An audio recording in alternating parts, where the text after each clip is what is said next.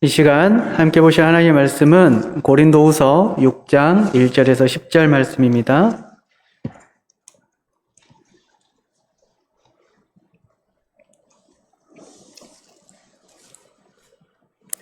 고린도후서 6장 1절에 10절 말씀 함께 서로 교독하시겠습니다. 우리가 하나님과 함께 일하는 자로서 너희를 권하노니 하나님의 은혜를 헛되이 받지 말라.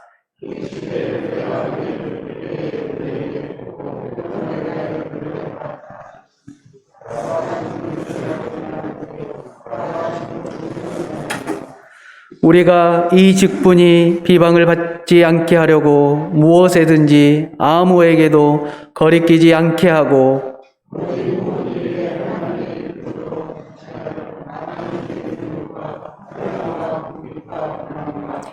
매 맞음과 갇힘과 난동과 수고로움과 자지 못함과 먹지 못함 가운데서도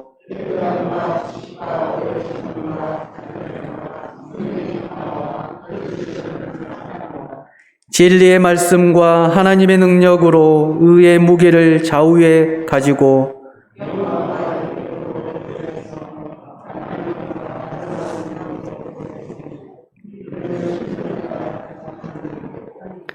무명한 자 같으나 유명한 자요 죽은 자 같으나 보라 우리가 살아있고 징계를 받은 자 같으나 죽음을 당하지 아니하고 근심하는 자 같으나 항상 기뻐하고 가난한 자 같으나 많은 사람을 부요하게 하고 아무것도 없는 자 같으나 모든 것을 가진 자로다. 아멘. 함께 기도하고 말씀 받도록 하겠습니다. 사랑하는 하나님 감사합니다. 이 시간 함께 말씀을 나눕니다.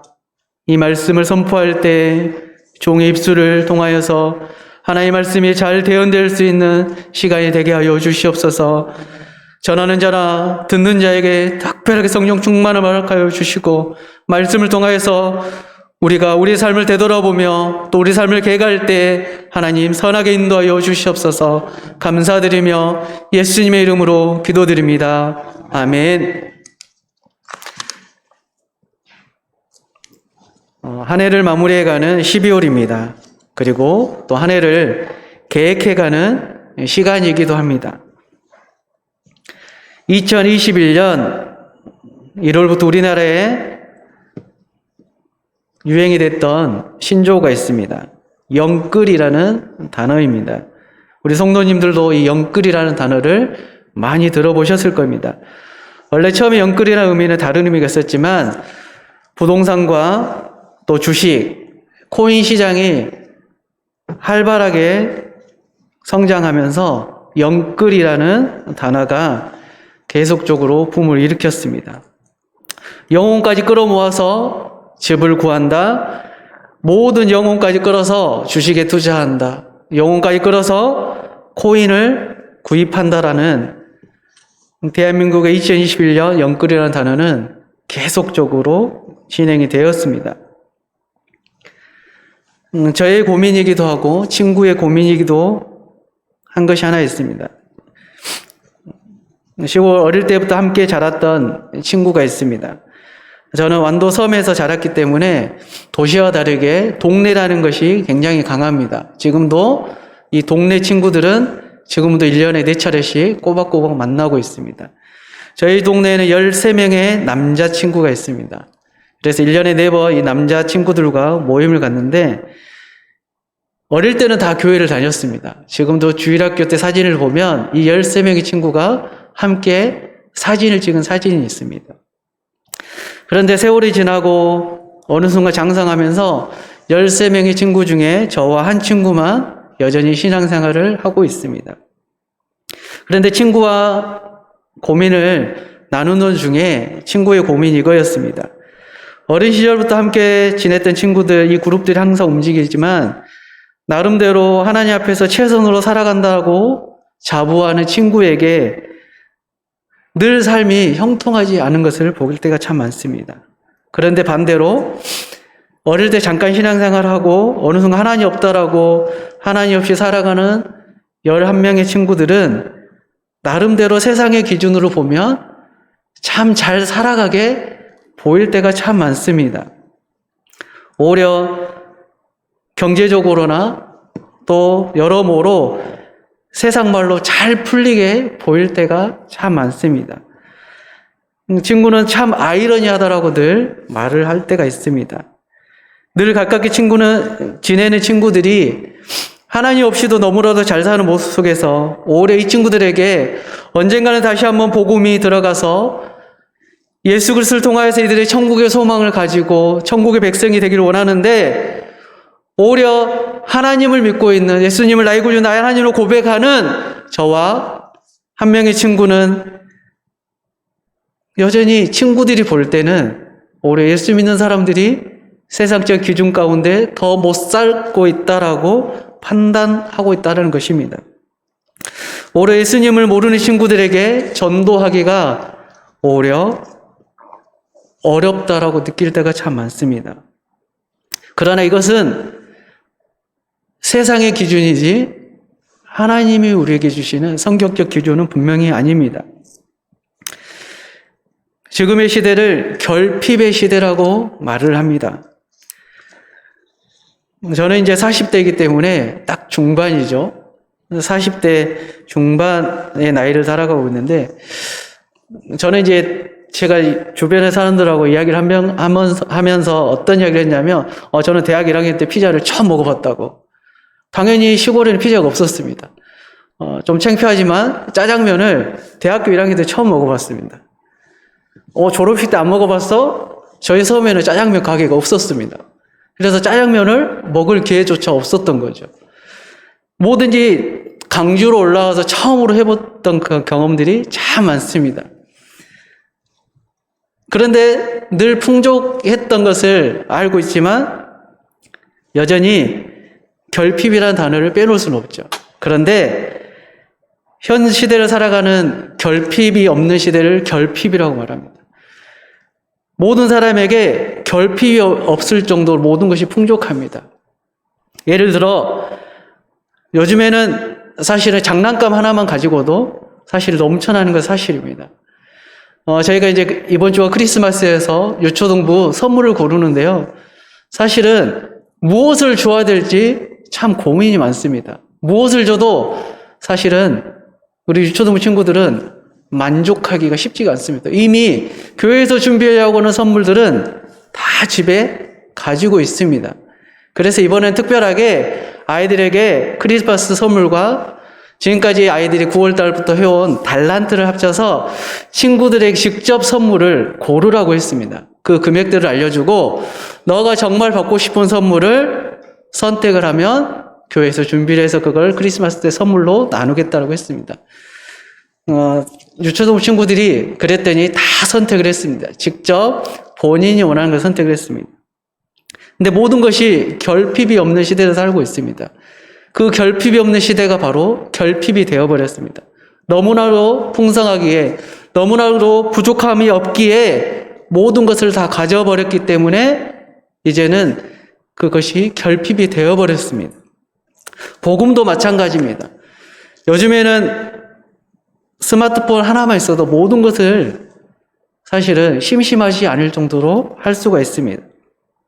핸드폰에 내가 원하는 컨텐츠를 찾아서 다 할 수가 있습니다. 노래를 듣고 싶으면 노래를 들을 수 있습니다. 영상을 보고 싶으면 영상을 또 볼 수가 있습니다. 내가 원하는 걸 다 찾아볼 수가 있습니다. 현재 저희는 이러한 시대를 살아가고 있습니다.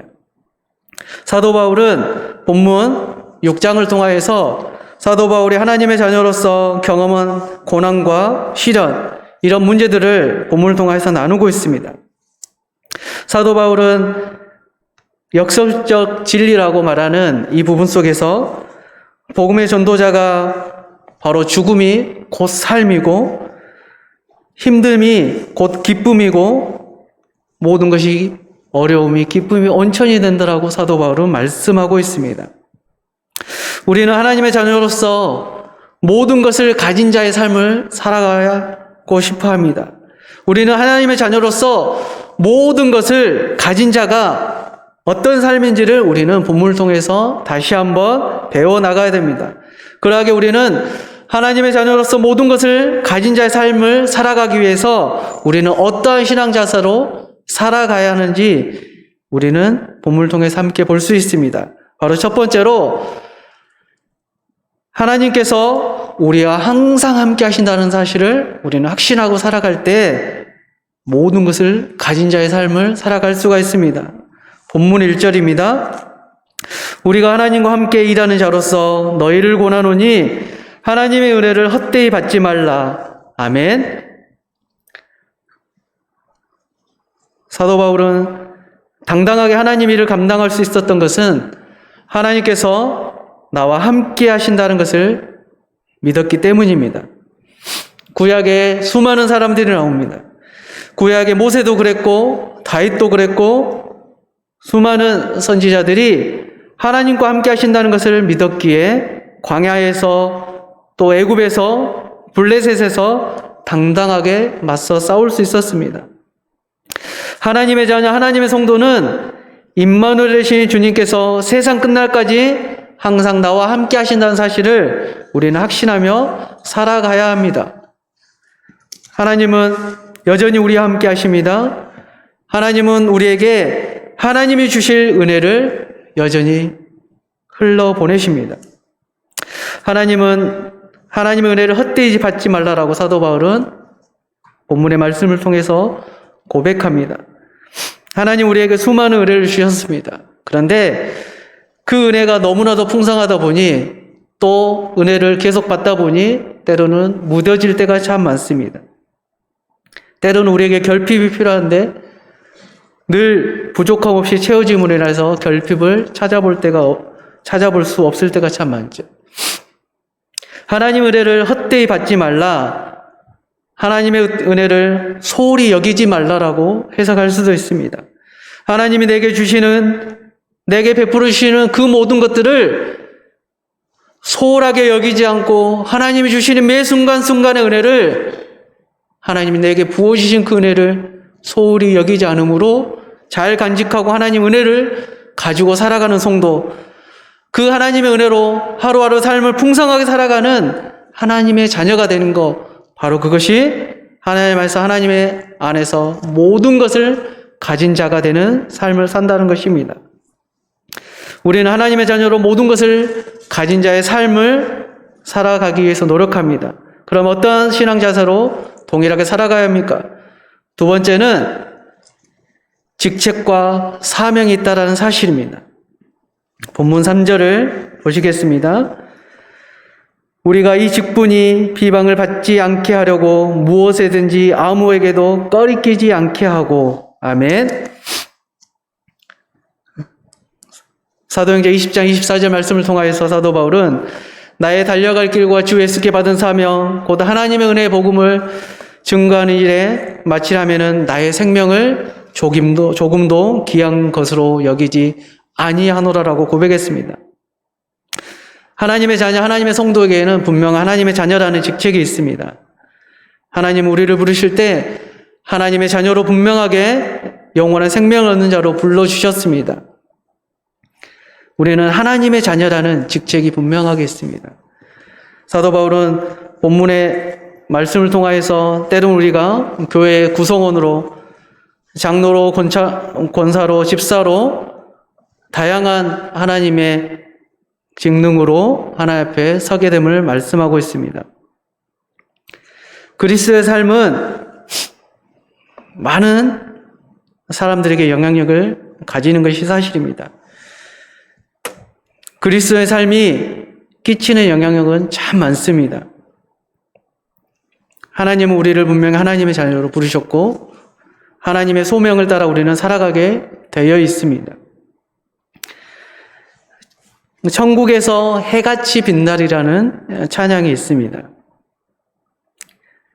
찬양의 가사는 당신의 그 섬김이 천국에서 해같이 빛나리라는 가사입니다.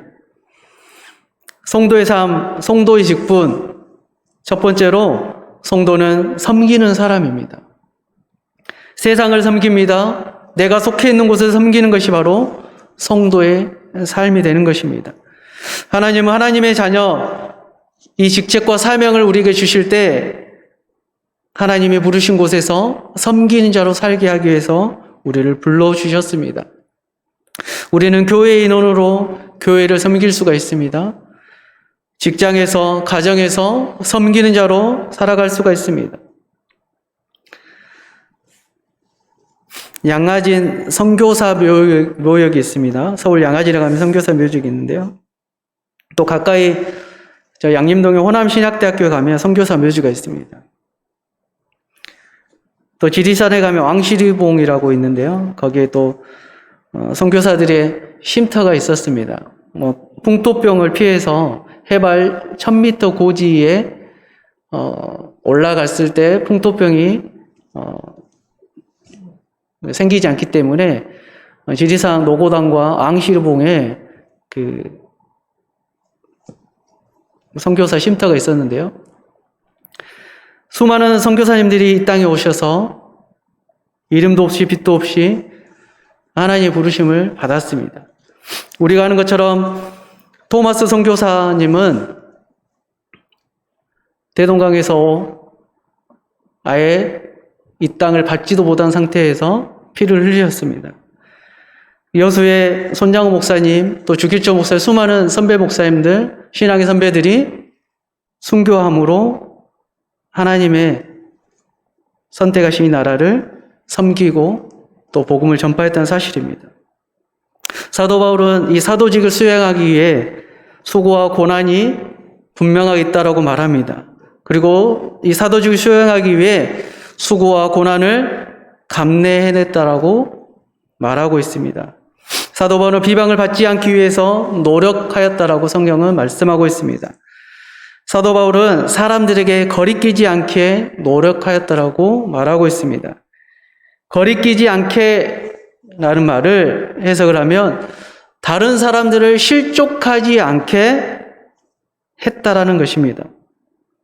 사람은 늘 연약하기에 죄인이기에 사람의 하는 행동을 통하여서 잘 섬길 수도 있지만 오히려 사람을 통하여서 다른 사람에게 상처를 줄 수가 있습니다. 사도 바울은 거리끼지 않게 하기 위해 실족하지 않기 위해 무단히 노력하였습니다. 그는 언행에 극히 조심하였습니다. 나의 모습이 하나님의 영광을 가리는 장애물이 되지 않기 위해 안간힘을 썼더라고 우리는 알 수가 있습니다. 하나님의 자녀, 하나님은 우리에게 직분과 사명을 하나님의 자녀라는 사명을 주셨습니다. 우리는 하나님의 자녀로 이 세상을 살아갑니다. 그러하게 우리는 세상 가운데 우리를 통하여서 세상의 수많은 사람들에게 거리끼지 않게 실족하지 않게 살아가는 삶을 살아가야 됩니다. 언행에 조심해야 됩니다. 행동에 조심해야 됩니다. 무엇보다도 하나님의 복음을 가리우는 일을 철저하게 금해야 된다는 사실입니다. 매 순간순간 지혜롭게 행동하는 것, 지혜롭게 언어를 구사하는 것 우리에게 중요합니다. 여전히 코로나가 끝나지 않고 있습니다. 화이자에서는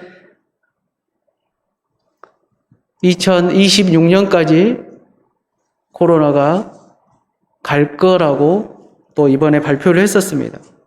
앞으로 4년 정도는 더 지나야지 코로나가 일상으로, 완전한 일상으로 돌아갈 거라고 말하기도 했습니다. 2년 동안 참 힘들게 살아왔습니다. 나름대로 교회가 또 하나님의 자녀들이 방역에 최선을 다하면서 살아왔지만 여전히 방역의 구멍이 있으므로 때로는 교회가 그 일선에서 세상 가운데 거리끼는 모습이 있었던 건 사실입니다. 성도의 삶은 하나님이 우리에게 주신 직책과 사명입니다. 성도의 자세, 성도의 삶은 분명하게 성도의 삶을 통하여서 세상의 빛과 소금의 역할을 감당해내는 것입니다. 우리는 세상 가운데 여러 어려움이 있지만 사도 바울이 그의 삶 가운데 매맞음과 갇힘과 난놈과 수고로움과 자지 못함과 먹지 못한 가운데서도 하나님의 복음을 전하기 위해 예수 그리스도를 선포하기 위해 당연히 여기고 세상 가운데 그 직책과 사명을 따라 섬기는 자로 살았던 것처럼 사랑하는 우리 성도님 한 분 한 분도 하나님이 우리에게 주신 하나님의 자녀라는 그 이름을 가지고서 세상에 거리끼는 자가 아닌 세상의 빛과 소금으로 세상을 섬기며 살아가는 우리 성도님들 한 분 한 분 되시길 바랍니다. 세 번째로 우리는 하나님의 자녀로 모든 것을 가진 자의 삶을 살아가기 위해서 우리는 어떤 삶의 자세로 신앙생활을 해야 되겠습니까? 세 번째는 바로 인생관과 가치관을 달리 해야 된다는 사실입니다. C.S. 루이스 박사님이 있습니다. 수많은 영성가이기도 하고 영성에 관한 수많은 책들을 쓰기도 했었습니다. C.S. 루이스의 저서에 보면 행복을 느끼려고 무슨 종교를 찾는다면 나는 결코 기독교를 당신에게 권하고 싶지 않다라고 C.S. 루이스는 말하고 있습니다. 우리가 무슨 행복을 위하여서 기독교를 찾느냐? C.S. 루이스는 아니라고 말합니다. 우리가 생각하는 행복이라는 것은 내가 좋아하는 차 한 잔 마시면서 느끼는 것이라고 생각할 수 있지만 C.S. 루이스가 말하는 정말 세상이 줄 수 없는 그 행복은 갖기를 원한다면 다른 종교를 찾으라라고 말합니다. 우리에게 주시는 그 행복은 세상에서 남들보다 더 좋은 것, 남들보다 더 많은 것을 가졌기에 행복하다라고 말할 수 없습니다. 일시적인 세상적인 판단이 아닌 영원한 하나님의 판단의 가치를 두고 우리는 맡겨진 사명을 감당하기 위해 노력할 수가 있습니다. 인생관과 가치관이 다르기 때문에 우리는 하루하루 하나님의 자녀로 살아갈 수 있습니다. 본문 10절을 보면 함께 읽겠습니다. 본문 10절 시작. 근심하는 자 같으나 항상 기뻐하고 가난한 자 같으나 많은 사람을 부요하게 하고 아무것도 없는 자 같으나 모든 것을 가진 자로다. 아멘. 근심하는 자 같으나 항상 기뻐하고라고 사도 바울은 말씀하고 있습니다. 세상을 사는데 근심이 없는 사람이 있을까요? 자, 저는 근심이 없습니다. 한번 손 한번 들어보십시오. 근심 많으세요? 성경은 사도 바울 통해서 근심하는 자 같으나 항상 기뻐하고라고 말씀하고 있는데 세상을 사는데 어떻게 근심거리가 없겠습니까?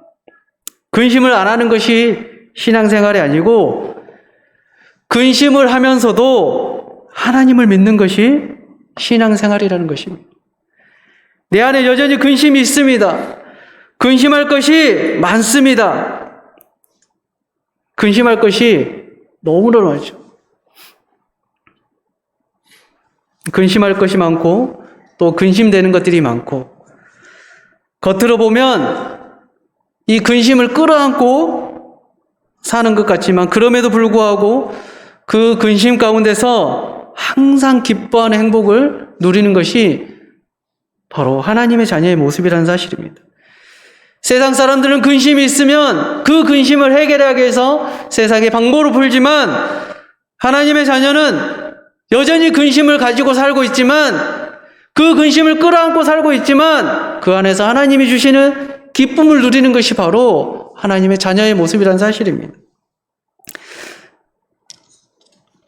지금은 고인이 되셨지만 한국 대학생 선교회를 창립하신 김중구 목사님이 계십니다. 김중구 목사님은 항상 대형 집회 때, 수련회 때 첫 서두에 항상 했던 것이 있습니다. 백문일답이라는 것을 했었습니다. 백문일답이라 하면 100가지의 질문을 던지면 답은 딱 하나입니다. 뭘까요? 예수 그리스도입니다. 100가지의 질문을 던지지만 답은 딱 하나입니다. 예수 그리스도입니다. 제가 이 시간에 100가지는 다 할 수 없고요. 몇 가지만 할 테니 우리 성도님들 마음속으로 예수 그리스도만 마음속으로 한번 외칠 수 있는 시간이 되었으면 좋겠습니다. 옆사람 의식하지 않으셔도 좋습니다. 내 마음속으로 딱 예수 그리스도 그 단어만 말씀하시면 됩니다. 우리 인생의 주인은 누구십니까? 우리 집의 주인은 누구십니까? 나의 모든 것을 알고 계신 분은 누구십니까? 나의 생각과 염려를 알고 계신 분은 누구십니까? 우리의 인생의 알파와 오메가 되시는 분은 누구십니까? 우리 인생의 모든 것의 모든 것. 하나님 우리의 근심까지도 분명하게 알고 계십니다. 내가 염려하는 거 하나님은 지금 이 시간에 내가 무슨 생각을 하고 계신지, 내 안에 무슨 일이 일어나고 있는지, 내 상황과 환경이 무엇인지 하나님 분명히 알고 계십니다. 하나님은 말씀하십니다. 너의 염려를 다 주께 맡기라라고 말씀하십니다. 그런데 우리는 인간의 생각으로, 인간의 능력으로 그것을 헤쳐나가려고 할 때가 참 많습니다. 너무나도 어리석게 살아갈 때가 참 많은 거죠. 겉으로 보면 근심을 끌어안고 살지만 여전히 그럼에도 불구하고 그 근심 가운데 하나님이 주시는 기쁨을 누리는 것, 바로 모든 것을 가진 자의 모습이라는 사실입니다. 근심이 많기에 때로는 잠을 이룰 수가 없습니다. 근심이 많기에 내 머릿속에 온통 그 근심의 생각밖에 있을 수 없지만, 그러나 하나님이 주시는 기쁨을 누리기 위해 근심하는 자 같으나 항상 기뻐하고라는 이 말씀처럼 우리 안에 근심은 여전히 있지만 내게 주시는 하나님이 주시는, 나에게 주시는 그 하나님의 기쁨, 그것을 누리기 위해서 우리는 세상에 가질 수 없는, 우리만이 가질 수 있는 모든 것을 가진 자가 되기 위해 그 신앙자세로 살아갈 수 있다는 사실입니다. 근심을 빼고 세상을 살아갈 수 없습니다. 바울에게도 근심은 늘 있었습니다.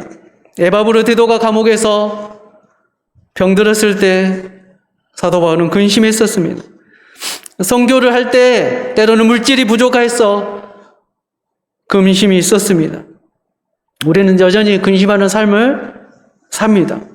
세상의 사람도 근심하는 삶을 살고 하나님의 자녀도 근심하는 삶을 삽니다. 그러나 세상의 사람과 하나님의 자녀는 분명하게 다릅니다. 똑같은 근심을 어깨에 짊어지고 살아가지만 나의 모든 것을 알고 계신 그 하나님이 때가 되면 선하게 인도하실 것들을 알기에 하나님께 내려놓을 수 있습니다. 그리고 하나님 주시는 평안함과 기쁨을 쫓아 살아간다는 사실입니다. 하나님 주시는 행복, 근심을 끌어안고 살면서도 세상 사람이 모르는 행복이 내 안에 있는 것, 그것을 우리가 누릴 수 있는 살아가는 우리 성도님 되길 바랍니다. 기쁨이 나의 근심을 누리는 것, 누르는 것, 근심이 나의 모든 것을 견제하는 것, 이 기쁨이 이 근심을 견제하고 쓸어내리는 것, 바로 하나님이 우리에게 그 기쁨을 주신다는 사람입니다. 가난한 사람 같으나 많은 사람을 부욕해 하고, 예수 믿는 사람들은 현재나 초대 로마 시대에도 동일하게 많이 가난했던 것을 보게 됩니다. 초대 시대에, 이 로마 시대에 예수님을 믿는다는 사람들의 70%는 노예에서 해방되었던 사람들이 예수님을 믿었다라고 말을 합니다. 그러하기에 로마 시대의 로마인들과 비교했을 때 턱없이 가난할 수밖에 없었죠. 남 보기에는 가난합니다. 오늘날에도 아이러니하게도 예수를 믿는 사람들이, 물론 좀 부유하게 사는 분도 있지만 대부분의 사람들은 풍족함을 누리지만, 풍부함을 누리지만 세상의 사람들과 견줄 수는 없습니다. 우리나라에서 가장 부자 그러면 예수 믿는 사람은 일렬로 세워놓으면 한참 밑에 있을 것입니다. 그런데 가난한 사람 같으나 많은 사람을 부유하게 할 수 있는 것이 바로 하나님의 자녀, 바로 모든 것을 가진 자의 모습입니다. 가난함에도 불구하고 감동을 줄 수가 있습니다. 가난함에도 불구하고 남에게 소망을 줄 수 있습니다. 내가 가난하지만 내가 살아온 삶의 그 모습을 통하여서 다른 사람에게 감동을 줄 수가 있습니다. 가난함에도 불구하고 아직 예수 그리스도를 모르는 사람들에게 복음을 전함으로 천국의 소망을 두고 살아갈 수 있는 소망을 줄 수가 있습니다. 가난하면 전도 못하나요? 아니요. 가난하지만 다른 사람에게 예수 그리스도를 소개할 수가 있습니다. 가난하지만 다른 사람에게 감동을 줄 수 있습니다. 구원이 무엇인지 모르고 살아가는 사람들에게, 인생의 허무함을 쫓아가는 그 사람들에게 하나님의 사랑을 체험시킬 수가 있습니다. 가난하지만 나를 통하여서 다른 가정이 회복될 수가 있습니다. 나를 통하여서 다른 사람들을 섬길 수가 있습니다. 내가 가난하지만, 내가 줄 수 있는 것이 없지만, 아픈 자를 위해서 내가 기도할 때에 하나님이 나의 기도를 통해서 그 아픈 병든 자를 고치실 수도 있습니다. 내가 가난해서 돈을 줄 수 없지만, 물질적으로 도울 수는 없지만, 내가 기도하고 내가 함께함으로 많은 사람을 부욕해 할 수 있다는 사실입니다. 아무것도 없는 자 같으나 모든 것을 가진 자라고 또 말하고 있습니다. 사람은 자기가 가진 것을, 자기가 원하는 것을 다 가졌기 때문에 만족하지 한다라고 할 수 없습니다. 사람은 그 많은 것을 가져도 만족한다라고 하지 않습니다. 사도 바울은 빌립보서 4장 11절 13절 말씀을 통하여서 내가 궁핍함으로 말하는 것이 아니니라 어떠한 형편에든지 나는 자족하기를 배웠노니라고 말씀하고 있습니다.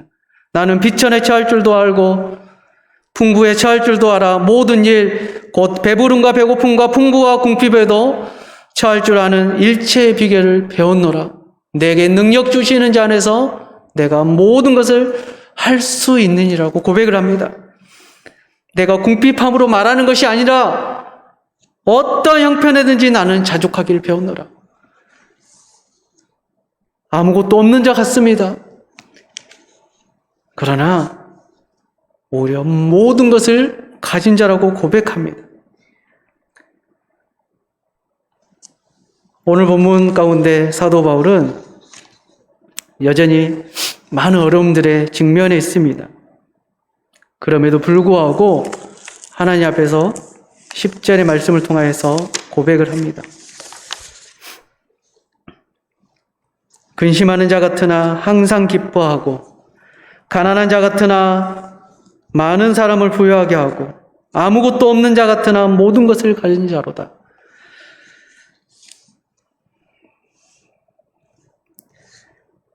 (2021년을) 마무리해 가며 이제는 2022년을 계획하는 시기입니다.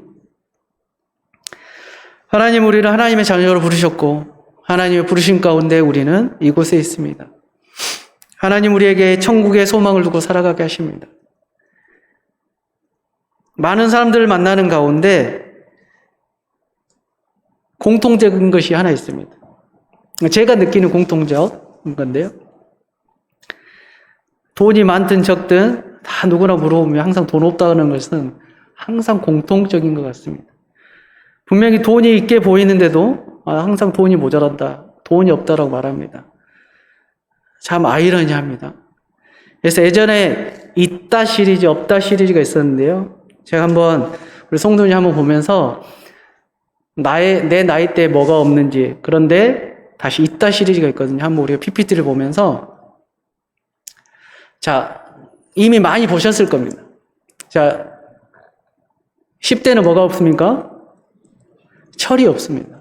20대는 답이 없고, 30대는 집이 없고, 40대는 돈이 없고, 50대는 일이 없다고 합니다. 60대는 낙이 없다고 합니다. 70대는 이가 없다고 하고, 80대는 배우자가 없다고 하니까, 90대는 시간이 없죠. 100대는 다 필요 없답니다. 이 모든 거 다 필요가 없어. 그런데 이걸로만 끝나면 우리 삶이 어렵죠. 오히려 우리는 하나님의 자녀들에게는 있다가 있습니다.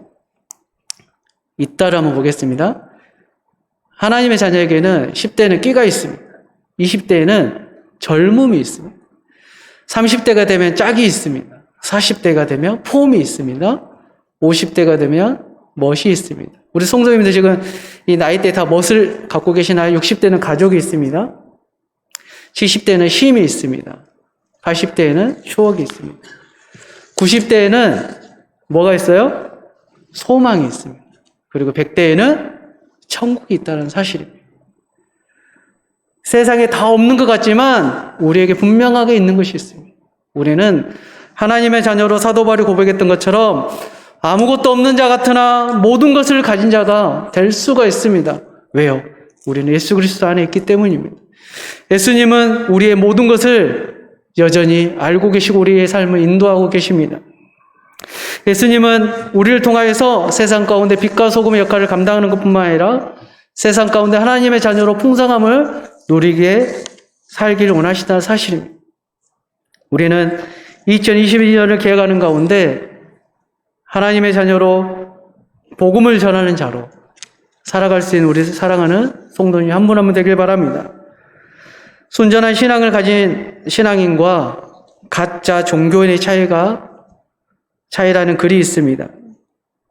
순전한 신앙을 가진 신앙인과 가짜 종교인의 차이는 첫 번째로 복음 전파에 대한 여러 일들에 관심이 있느냐 없느냐입니다. 복음 전파의 이 전도의 행위가 내 안에 있느냐 없느냐입니다. 하나님은 나를 불러주셨습니다. 누구나 다 예수님을 나의 구주, 나의 하나님 영접할 때에는 분명하게 성령의 감동이 있습니다. 하나님 내게 부어주신 그 은혜가 분명하게 있습니다. 그런데 순전한 신앙인은 내게 주신 그 은혜를 누군가에게 흘려보내는 그 모습이 있습니다. 전도의 행위가 있습니다. 하나님 내게 부어주신 은혜가 나에게서 멈춰서 끝나지 않습니다. 나에게 부어주신 은혜가 나를 통하여서 누군가에게 흘러갑니다. 바로 순전한 그리스도의 신앙인의 모습입니다. 가짜 종교인은 내게 받은 은혜가 있지만 그것이 나에서 끝나버립니다. 예수 그리스도를 만나 복음의 가치를 깨달은 신자는 그 안에 역사하시는 성령님으로 인하여서 복음 전파의 사명을 무시할 수 없다는 사실입니다. 어떤 상황과 형편에 관계없이 복음을 전하는 일에 관심을 가지고서 내게 주신 사명으로 여기며 살아갈 때 우리는 순전한 신앙이 진짜 그리스도인이 된다는 사실입니다. 사도 바울은 여러 역경과 환난과 어려움 가운데서도 하나님이 주신 복음을 향하여서 살아갔습니다. 세상은 근심하는 자는 근심하는 자고 가난한 자는 가난한 자고 아무것도 없는 자는 아무것도 없는 자라고 말할 수 있지만 하나님 안에 속하여 있는 하나님의 백성은 근심하는 자 같으나 그 상황 가운데 하나님이 주시는 그 성령을 통하여서 항상 기뻐할 수 있고 가난한 자 같지만 그 가난을 통하여서 멈춰버리는 것이 아니라 가난하지만 많은 사람을 부유하게 하고 아무것도 없는 자 같지만 세상에 견줄 수 없을 만큼 모든 것을 가진 자가 될 수 있다는 사실을 사랑하는 성도님 한 분 한 분이 이 밤 가운데 또 2022년을 계획하는 가운데 우리가 이러한 모습으로 살아갈 수 있는 하나가 될 수 있기를 소원합니다. 함께 기도하시겠습니다. 이 시간 함께 기도하시겠습니다. 하나님 우리에게 하나님의 자녀로 불러주셨습니다. 또한 직분자로 불러주셨습니다. 하나님의 사명자로 불러주셨습니다. 세상에 견줄 수 없는 기쁨과 부요함과 모든 것을 가진 자로 하나님 우리를 불러주셨습니다. 우리 안에 늘 예수 그리스도가 함께 할 때 이 모든 것을 누릴 수가 있습니다.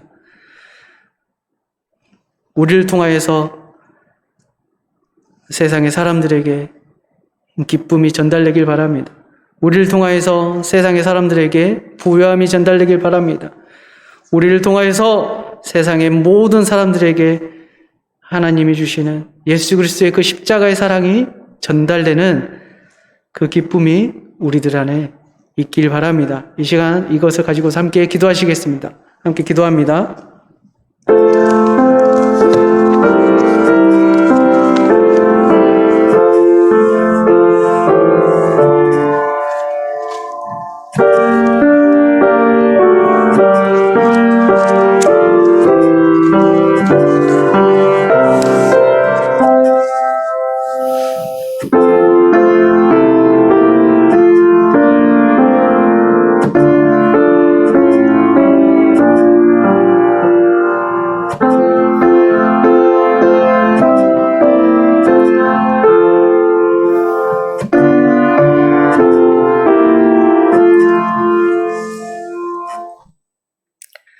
사랑하는 하나님 감사합니다. 우리를 하나님의 자녀로 불러주시고 또한 하나님의 직분자로 하나님의 사명자로 불러주셔서 하나님의 일을 감당할 수 있는 은혜들을 허락하시니 감사합니다. 우리를 통해서 세상의 빛과 소금의 역할을 감당하며 세상에 살아갈 때에 세상의 기쁨을 전달하며 세상의 부유함을 전달할 수 있는 자로 하나 살아갈 수 있도록 인도하여 주시옵소서. 우리를 통하여서 2021년이 마무리되고 2022년을 계획하고 있을 때에 우리 사랑하는 성도님 한 분 한 분이 말씀을 따라 2022년을 더욱더 근심이 아닌 기쁨으로 없는 자가 아닌 부요함으로 모든 것을 가진 자로 살아갈 수 있는 한 해를 계획할 수 있는 은혜를 허락하여 주시옵소서. 감사드리며 예수님의 이름으로 기도드립니다. 아멘.